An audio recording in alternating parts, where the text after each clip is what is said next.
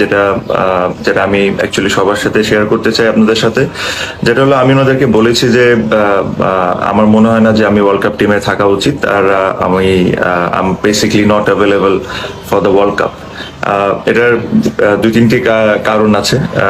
আমার কাছে মনে হয় যে game time is one of the biggest reason আমি বেশ কয়েকদিন ধরে খেলছি না এই ফরম্যাটটা। সেকেন্ডলি ইনজুরি, বাট ইনজুরি আমার মনে হয় না অত বড় সমস্যা, বিকজ আমি আশা করি যে ওয়ার্ল্ড কাপের আগে ঠিক হয়ে যাব। বাট যে জিনিসটা আমার কাছে মেইন জিনিসটা যেটা ট্রিক করেছে এই ডিসিশন নিতে, উইচ ওয়াজ প্রবাবলি হয়তো বা আমি ওয়ার্ল্ড কাপ টিমে থাকতাম, আমি আমি এটা জানি না, বাট এটা আমি মনে করি হয়তো বা আমি থাকতাম, বাট আমার কাছে মনে হয় না যেটা ফেয়ার হইতো।